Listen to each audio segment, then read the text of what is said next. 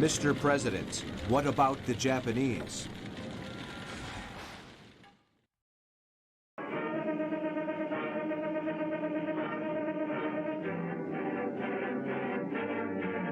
(1940)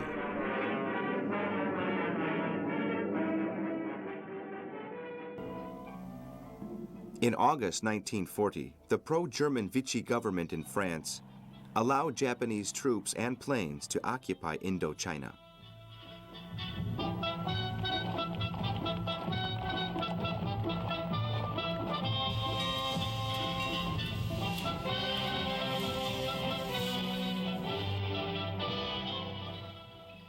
In October, General Hideki Toho took charge of the Japanese government. A populist and extremist, he offered the Americans a deal. If the United States lifted the embargo and stopped helping China, Japan would withdraw from Indochina. The Americans replied by saying that Japan should leave China and Indochina without conditions.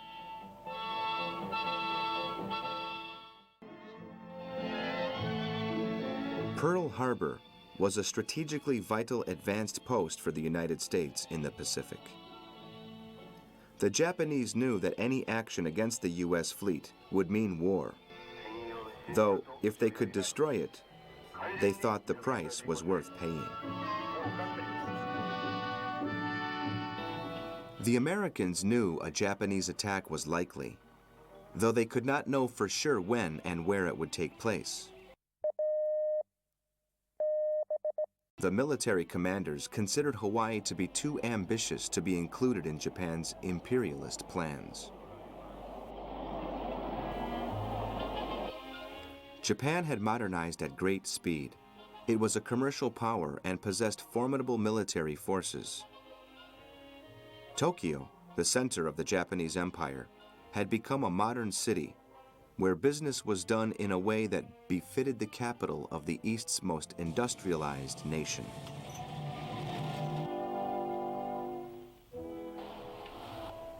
The Philippines, the strategic heart of the Far East, less than 480 kilometers from the Japanese bases at Formosa, and almost 8,000 kilometers from the U.S. bases at Pearl Harbor.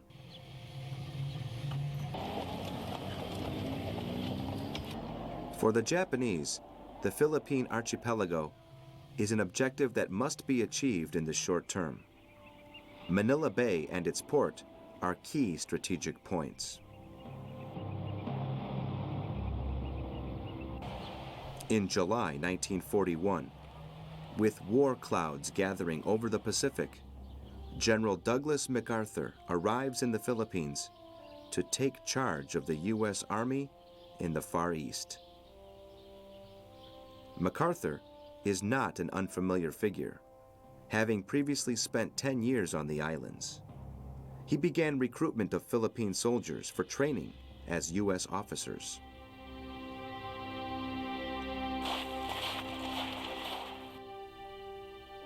Anti-aircraft defenses are in poor state of repair, and only 2 radar systems are working on the whole archipelago. The Philippine Army has around 100,000 men on active service, but the majority have never fired a weapon.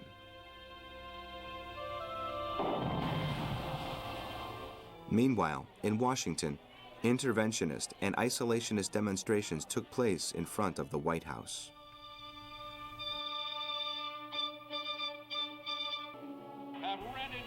In the autumn of 1941, Roosevelt had done everything possible to prepare the country for the conflict, which he saw as inevitable. Worried by the fascist movements in Italy and Germany, as well as by Japanese expansionism, his hands were tied by the official policy of neutrality.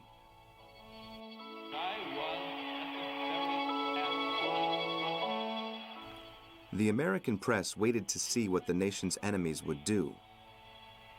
If there had to be war, it would be the other side that started it. Roosevelt and his Secretary of State, Cordell Hull, held discussions with the Japanese, asking them to end their aggression against China. but the Japanese diplomats brushed aside their concerns, already knowing the intentions of their own government. On the 26th of November 1941, a special envoy of the Japanese government and Ambassador Nomura visited the U.S. State Department, where they were informed of the latest American proposal. War could not be avoided if Japan continued its policy of aggression in Asia.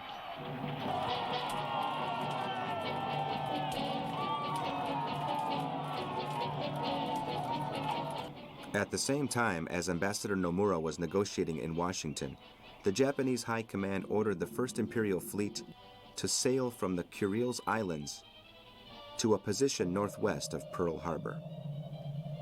It was not possible to detect it, as it did not use radio and sailed with lights off in shallow waters.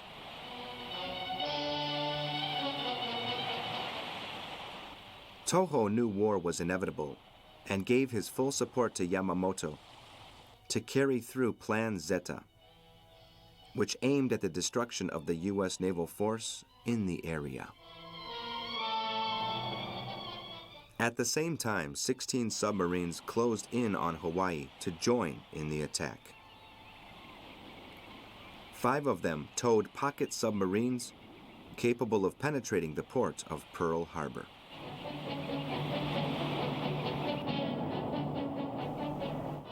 At the Imperial Conference of the 1st of December 1941, the Japanese government decided all the doors to a peaceful solution to the conflict with the Americans were closed.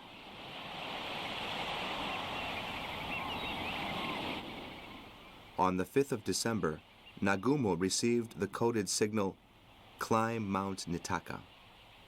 With this, the emperor gave his blessing to the attack, believing that war was the lesser of two evils.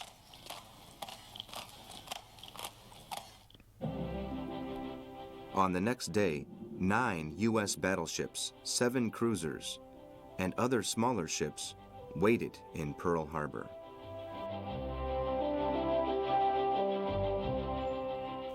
The aircraft carriers are far away on maneuvers.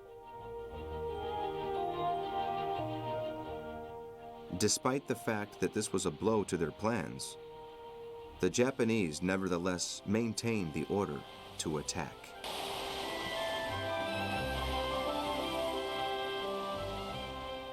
While Nagumo's aircraft carriers approached the islands, in Washington, the U.S. Secret Service had intercepted information that made them believe that a declaration of war was very close. Though at no time did they think there would be an attack on Pearl Harbor.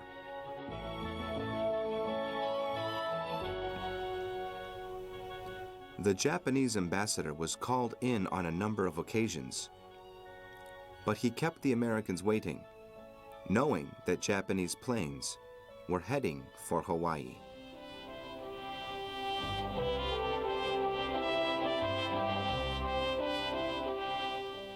The air attack was to be in 2 waves.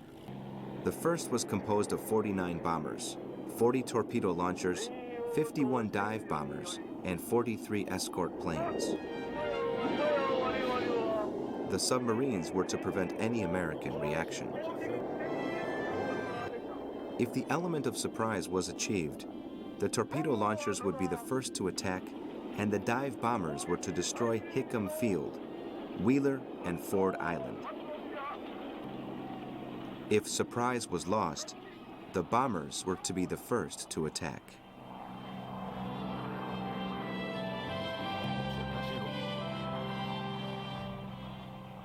The second wave was composed of 170 aircraft and was to finish off the damage done by the first.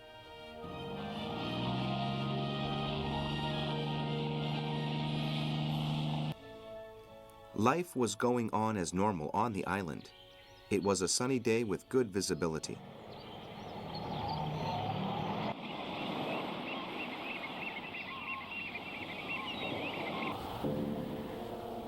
At the enormous U.S. Army radar station at Opana, screens indicate a large number of planes at 200 kilometers approaching from the northwest.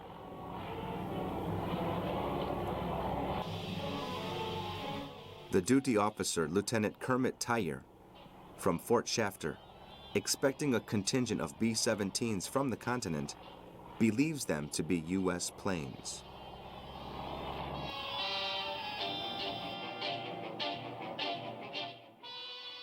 It is 7:20 in the morning on the 7th of December, 1941, and the planes of Commander Fuchida fly over the west coast of the island.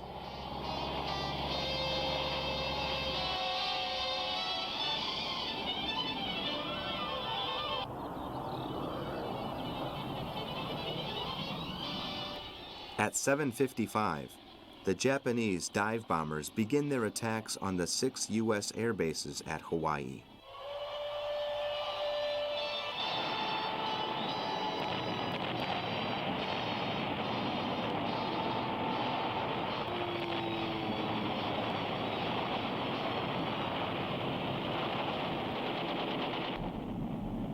The U.S. planes on the ground are destroyed one after another in a chain of explosions. It is Sunday morning. The American pilots are absent.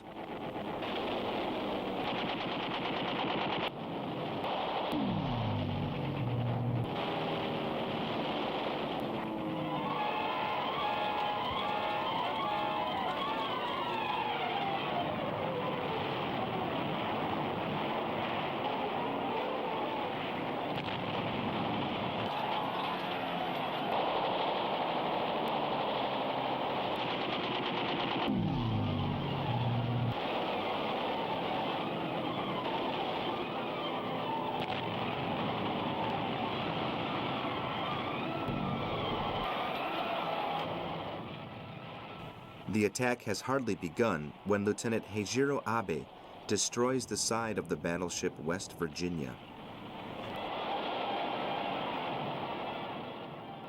The Japanese torpedo launchers dive and attack the battleships.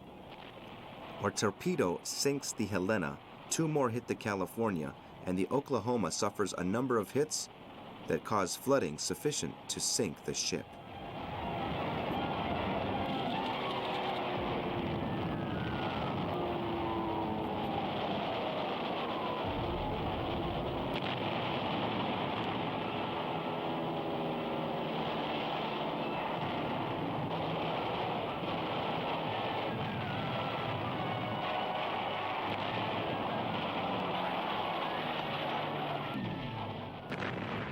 Nagumo's pilots are familiar with the Pearl Harbor base, as they studied models of it and chose their targets with care.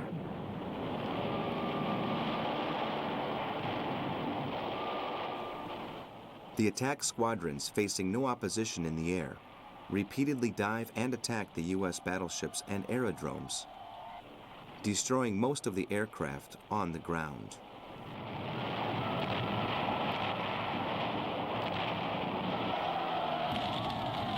Stunned during the first moments of the attack, the American troops cannot believe the Dantesque panorama in front of their eyes. The devastating attack by dive bombers, fighters, and torpedo launchers has caused a holocaust of destruction, devastating everything in its path. The American soldiers try to reach their combat stations under the fire of Japanese aircraft that are shooting at will.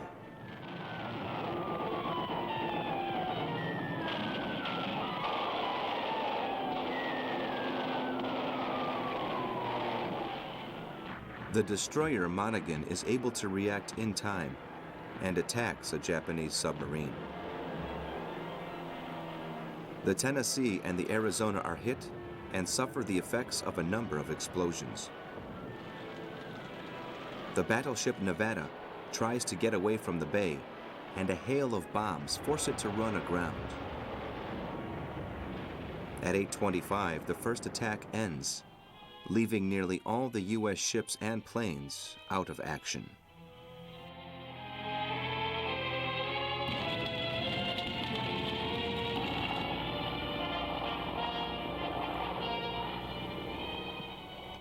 The second wave commenced at 8:40.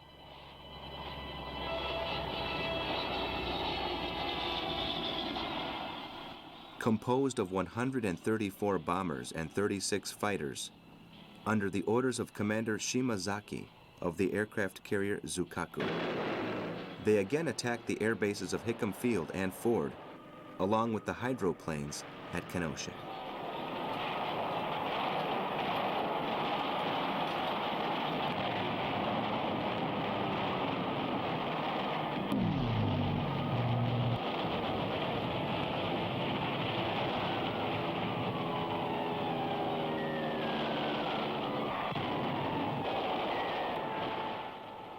This time, the U.S. defenses were able to shoot down some planes, in spite of the fact that the Pennsylvania, the Nevada, and 3 destroyers were put out of action.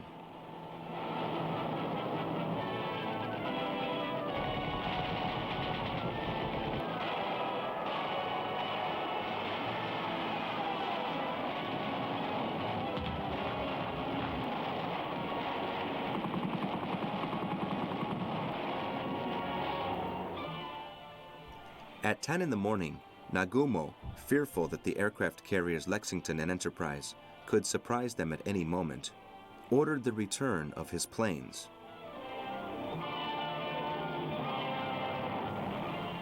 In all the chaos and confusion, the Japanese pilots left intact the U.S. oil tanks containing reserves for 1 year.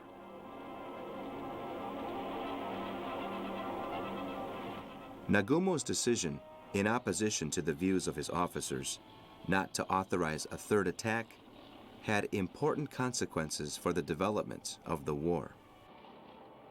Husband Kimmel, the commander of Pearl Harbor's naval forces, described the attack as an act of treachery, but one that was nevertheless well executed. The success of the Japanese attack was not total, as the aircraft carriers of the United States Pacific Fleet were thousands of miles away.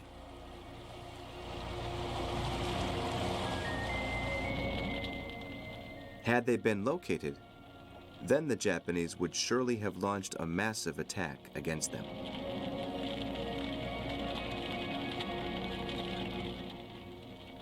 The Japanese ambassador delivered the declaration of war after the attack had begun.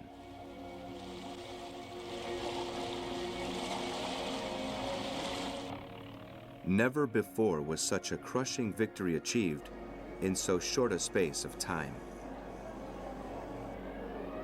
The Japanese destroyed 18 ships and 188 planes, and left a further 159 planes seriously damaged, along with 2,400 dead and 1,800 wounded U.S. personnel. The Japanese themselves lost 60 men and only 29 planes and 5 pocket submarines.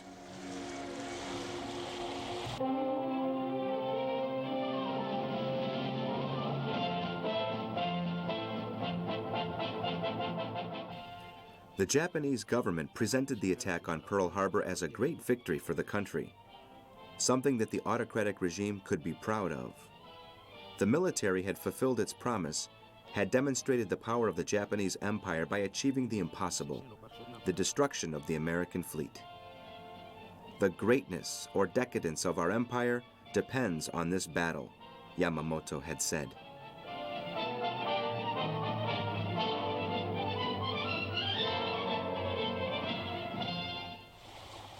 A total of 188 planes and 300,000 tons in naval shipping were destroyed, with the Arizona, the Oklahoma, the West Virginia, the Maryland, the Tennessee, the Pennsylvania, and the Nevada all sunk, although 70 vessels came out of the attack unharmed.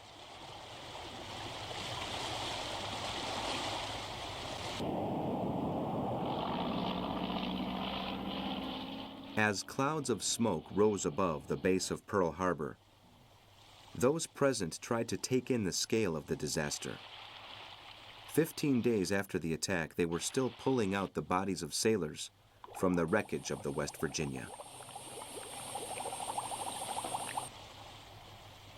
The United States had been dragged into the international conflict.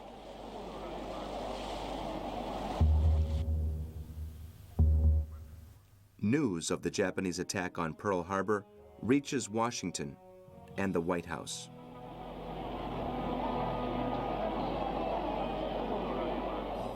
On the 8th of December, large numbers of people gather in front of the Capitol in Washington. They are waiting for the president to arrive at an emergency session of Congress. The policy of neutrality is over. Finally, Roosevelt can act. The Congress declare that since I ask that the Congress declare that since the unprovoked and dastardly attack by Japan on Sunday, December 7th, 1941, a state of war has existed between the United States and the Japanese Empire.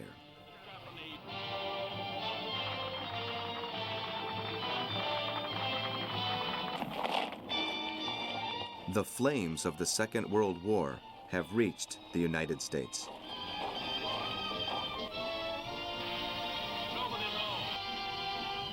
Roosevelt said that they could not know when final victory would be achieved.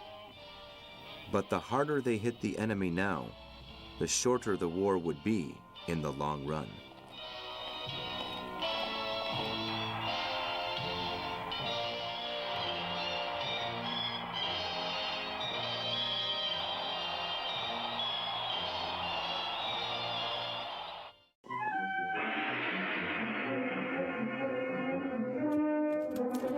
The Japanese have just attacked Pearl Harbor. The forces in the Philippines are on maximum alert, and the U.S. commanders are aware that Japanese ambitions have no limit. From their bases in Formosa, Japanese planes head for the Philippines. Their mission is to attack the Haifa and Clark airfields, but due to poor weather, they are 6 hours behind schedule, and therefore worried that they have lost the element of surprise. Fearful of an attack, and after more than 3 hours in the air, the U.S. planes based in the Philippines have not spotted any Japanese aircraft. Relieved, they return to their bases to refuel. While the crews take a rest and have something to eat, the Japanese planes approach Clark Airfield.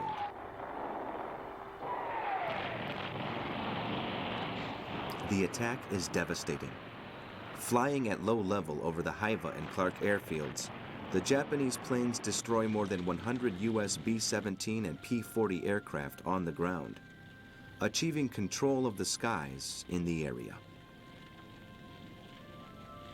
On the first day of the war, the Air Force of the Far East, the backbone of the Philippines' defense, is destroyed. The next target is the U.S. naval base at Cavite.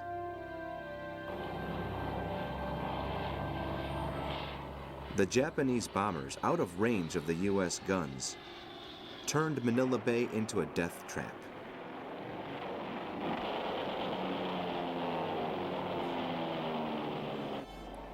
"57,000 men under General Hama invaded small islands to build airfields.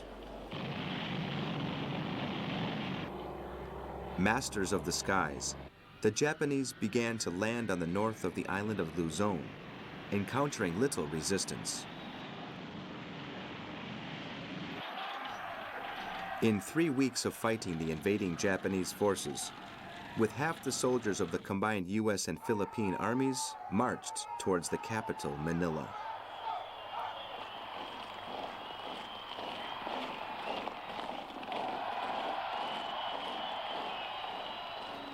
With no help available from the Navy and his aircraft destroyed, MacArthur realized that the Japanese advance was unstoppable and that the defense of Manila was already a lost cause.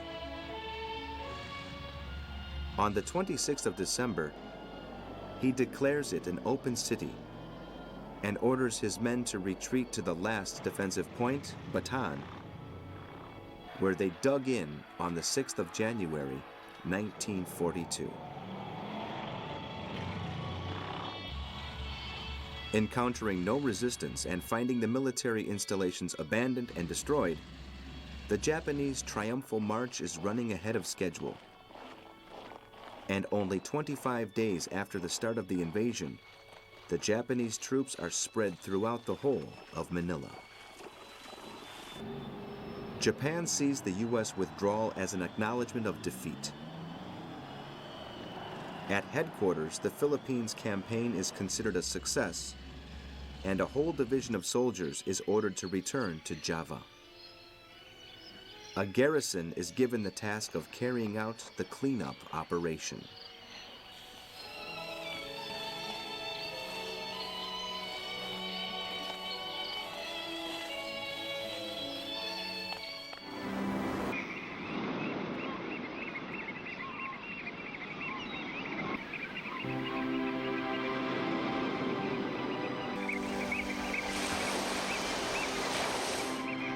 The largest fixed guns in the world ready for action protect the island from attacks from the south, the east, and the west.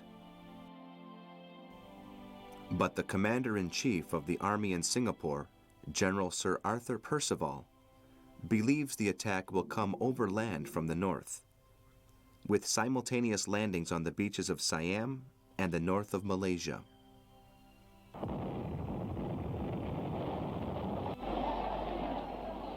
The new defense plan, called Matador, involves the transfer of British troops to Siam to defend the beaches against a Japanese invasion.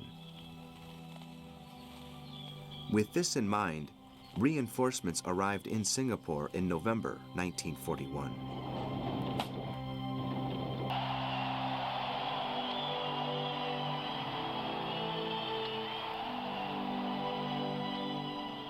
The Japanese plans for invasion are centered on the use of the same beaches earmarked in the British plan. 3 of the Imperial Army's strongest divisions form the invasion force. They are specially trained for jungle warfare. From Indochina, the Japanese planes launched their first attacks on the British colony.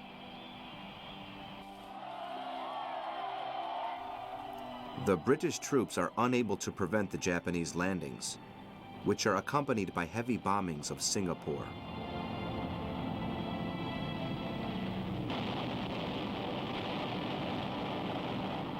Only 15 British planes survived the attack, unable to compete with the highly maneuverable Japanese Zeros. Within 24 hours, the airspace over the Malayan Peninsula belongs to the Japanese. With the Air Force paralyzed, the British are unable to protect their fleet, and the battleships Repulse and Prince of Wales are sunk.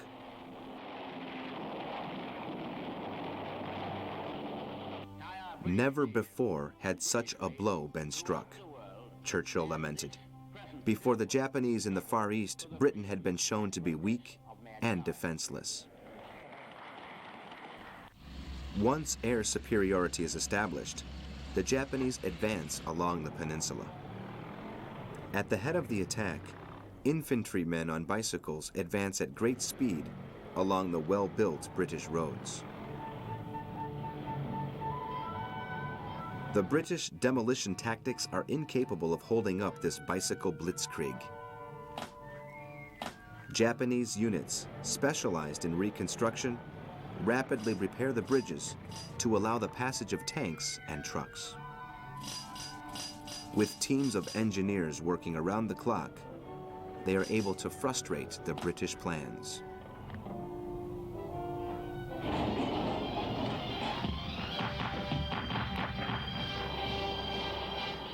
The most important cities of the British colonies are falling.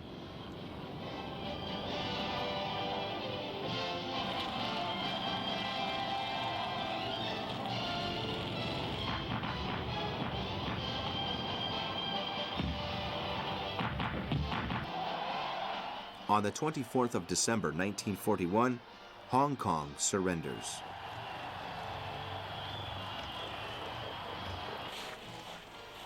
12 million prisoners experienced the brutality of the Japanese soldiers. Japanese plans look forward to victory in 100 days. By the 7th of January 1942, the front is 400 kilometers from Singapore. The speed of the Japanese advance does not allow the British troops, untrained in jungle warfare, to reorganize. The only option is to hold up the invaders as long as possible and destroy whatever might be useful to the enemy before retreating. The British do not have a single tank in Malaysia, the military experts having decided that they would be of no use in jungle warfare.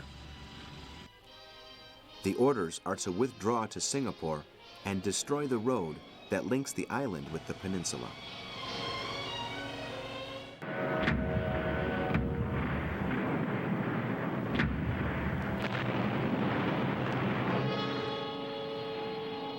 Yamashita calls on the British to surrender, but the defenders continue to fight on. Churchill orders his generals to defend Singapore till the death. Surrender is unthinkable. But without water and food, the British commander Arthur Percival decides to surrender to the Tiger of Malaysia in the hope that those under his command will receive humane treatment.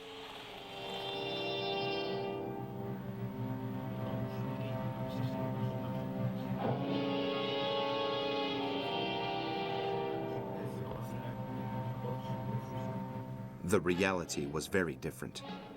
The Japanese killed 5,000 citizens and 50,000 prisoners were submitted to torture and forced labor under the burning sun.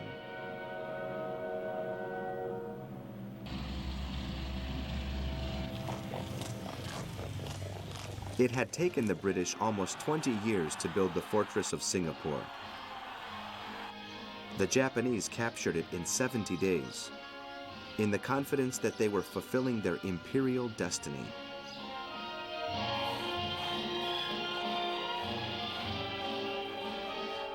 But the British had an old saying: "We can lose every battle, except the last one."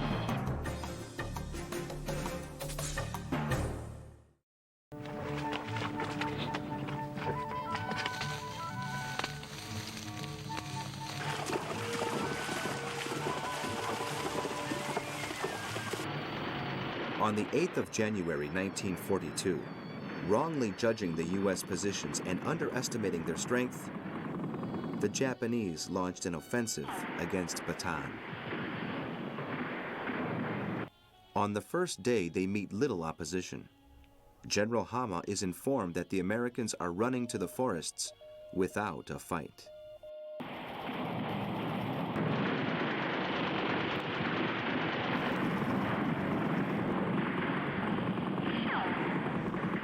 The U.S. troops are facing difficulties feeding more than 100,000 civilians and military personnel, while the Japanese enjoyed control of the sea and air and could therefore bring in reinforcements at any time.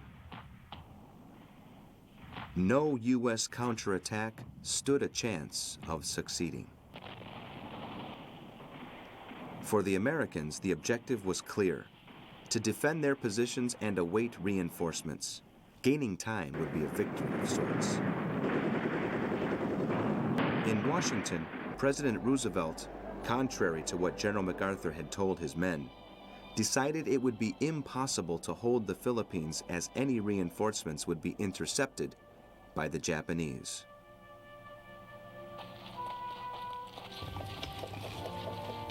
After 2 months, the efforts of the soldiers to repel the Japanese attacks were taking their toll, and there was no sign of any reinforcements.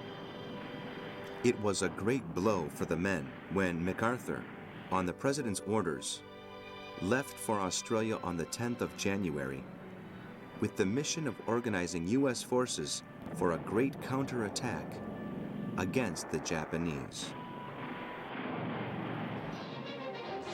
Together with his wife and son, he undertakes a dangerous escape to Australia, evading the Japanese blockade in a PT-41 motor torpedo boat.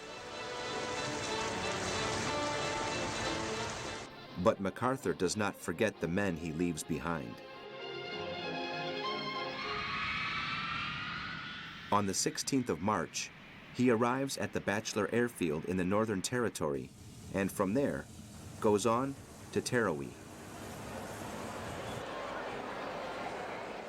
On the 20th, he makes a speech remembering the men he has left behind in Bataan and Corregidor, sending them a message of hope and a solemn promise.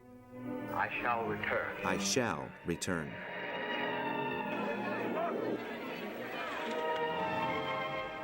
Although he does not agree with Roosevelt's and Churchill's Germany First strategy, he accepts the post of Supreme Commander of Allied Forces in the Southwest Pacific area, despite the fact that this means sharing command in the area with Admiral Chester Nimitz.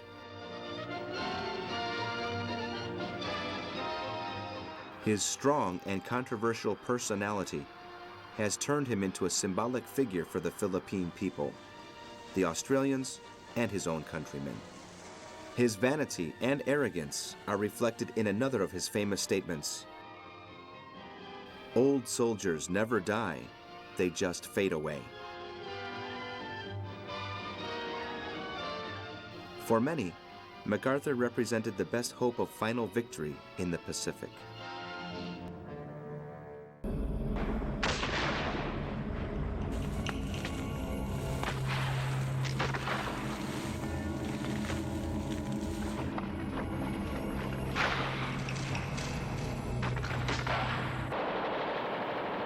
The soldiers in Bataan were left to their luck.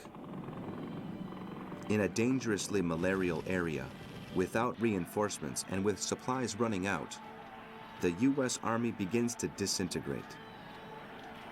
Casualties of hunger are greater than those wounded by enemy fire. Without proper nutrition, the soldiers are much more vulnerable to all types of tropical diseases. 1,000 soldiers a day are being admitted into the makeshift hospitals, suffering from malaria alone. But the Japanese are not in a much better situation, and for the same reasons. Illness and shortages of food and medicines have reached critical levels. But there is one big difference. The Japanese reinforcements and artillery are making themselves felt. By the end of March, 30,000 Japanese soldiers surround Bataan. On the 3rd of April, they launched a furious attack against the U.S. and Philippine soldiers, who are forced to retreat to the south of the peninsula.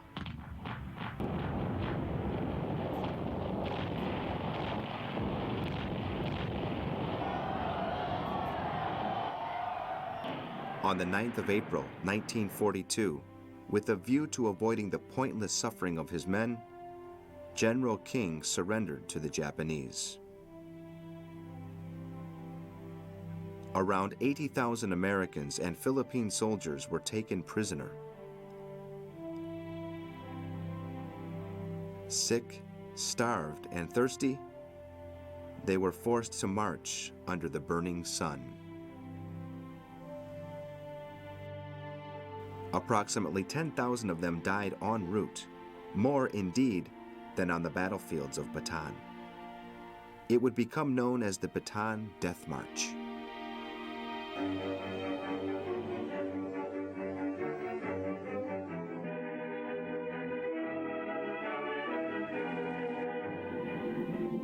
The fortified island of Corregidor is the last obstacle for the Japanese.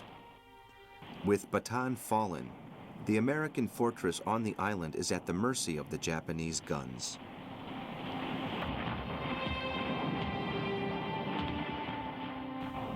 The 15,000 soldiers defending the island, only 2 miles off the coast, endure weeks of continuous daily bombardments from land and air. Finally, the 2,000 Japanese soldiers, supported by tanks, achieve their aim. After 149 days of fighting on the 6th of May, 1942, General Jonathan Wainwright signed the unconditional surrender of the Philippines. The sporadic fighting finally ceased on the 9th of June. The Americans lost 30,000 men, and the 12,000 Philippine soldiers were killed or wounded, while the victory cost the Japanese 12,000 casualties.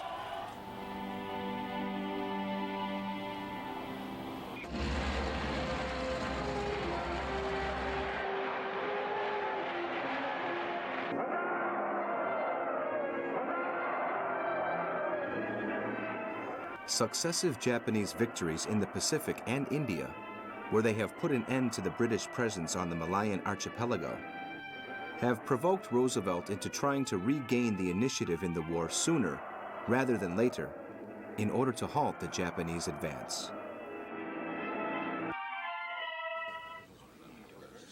Therefore, the U.S. General Staff, taking advantage of Japan's strategic error in not having invaded the Hawaiian Islands, and with a view to future events, has ordered the Pacific bases to be renovated and equipped with the latest technology.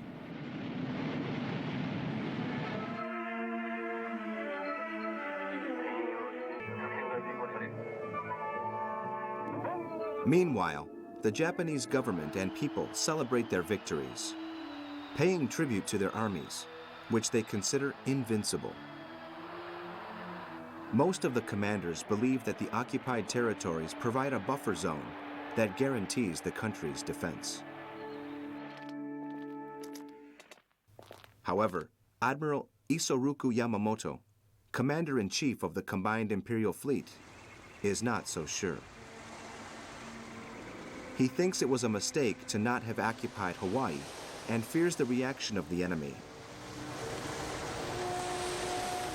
The Japanese victory was far from crushing, and therefore, taking into consideration the possibility of future peace negotiations with the United States, it is necessary to develop a strategy that swings the balance in favor of Japan.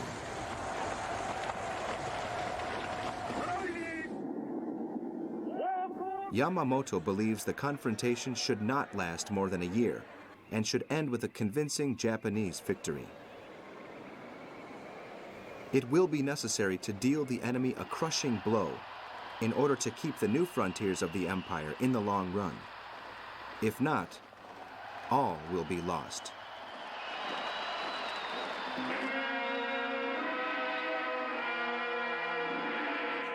The admiral, who initially did not support the war, is wary of U.S. power and the character of the Americans, which he believes he knows something about, having been a naval attaché in Washington after the First World War. Despite the hard blow suffered by the U.S. Pacific Fleet, Yamamoto advises his general staff, "We will have to defeat it completely, or we will have many difficulties to keep hold what we have gained."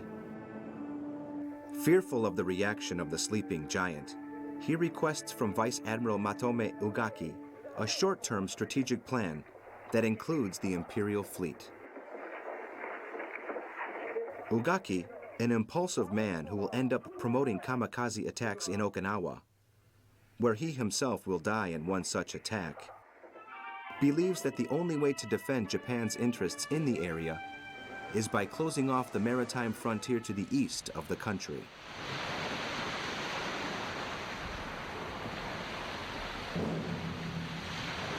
In order to achieve this protective barrier, it will be necessary to conquer Australia and the Hawaiian Islands.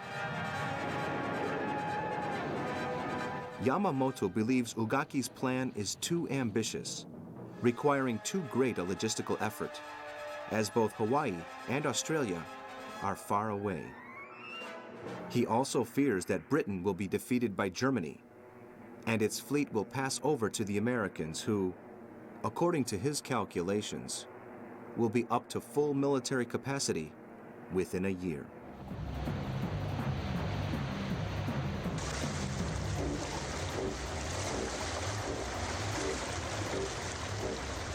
Aware of Roosevelt's plans, he insists that the prime objective must be to destroy what remains of the U.S. fleet in the Pacific in a definitive confrontation that puts an end to the war. Therefore, the right strategy, he believes, is to seek this decisive battle between the Allied and the Japanese fleets. If this does not come about during the course of 1942, Japan will lose the war and consequently all of the territories occupied.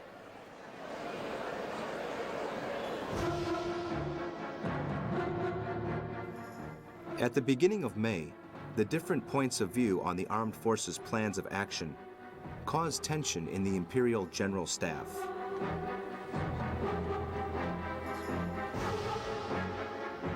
The conquest of the Philippines, Guam, Malaysia, Burma, and the Dutch Indies has involved the loss of only 23 ships. This leads some commanders, such as Admiral Nagano, to believe that the best option is to expand westwards, occupying India and Ceylon.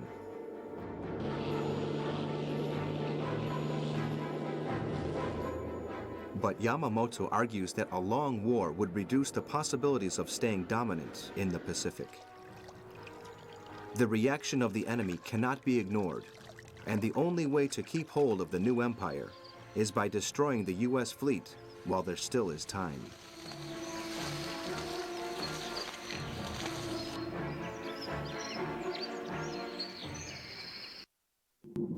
As a first step, it will be necessary to take the islands of Midway, Johnston, and Palmyra, primary strategic points to carry out a definitive attack on the Hawaiian bases. These plans will require the involvement of large contingent of troops. Although the Army commanders are more interested in expanding in continental Asia and the Soviet Union, Yamamoto's authority after Pearl Harbor and his subsequent conquests is indisputable. The definitive strategic plan will be based on two large-scale operations. MO will take place in May and involve taking Port Moresby on the island of Papua New Guinea. This will protect the southern flank, where the base of Rabaul is situated, from which, if the war is going well, it will be possible to think about the conquest of New Caledonia and Australia. In June, the second operation, 10, will begin and consist of two simultaneous phases. The first will involve a diversionary attack on the Aleutian Islands of Attu and Kiska, very close to Alaska, with the intention of drawing out a large part of the U.S. fleet in Pearl Harbor. The second, which will involve a majority of the ships of Imperial Fleet, will consist of an attack on the main objective, Midway Atoll, situated 1,800 kilometers to the northwest of Hawaii and 3,200 kilometers from Japan. This post, decisive for Japanese interests, marks the northwest frontier of the main U.S. naval base in the Pacific and is manned by a reduced number of Marines who keep watch and maintain in operation its civil and military airport. In these circumstances, Yamamoto believes there should be no problem taking it. However, since the disaster of Pearl Harbor, the U.S. intelligence services have been busy trying to discover the enemy's plans.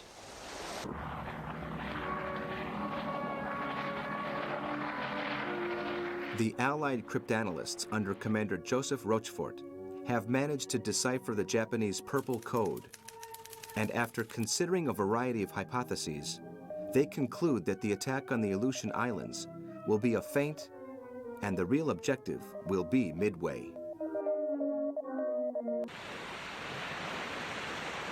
Meanwhile, The little opposition to Yamamoto's plan that exists within the General Staff is overcome when on the 18th, the aircraft carriers Enterprise and Hornet, in response to the attack on Pearl Harbor, approach the Japanese coast and launch 16 B-25 Mitchell bombers under Colonel James Doolittle against the cities of Tokyo, Yokohama, Nagoya, and Osaka.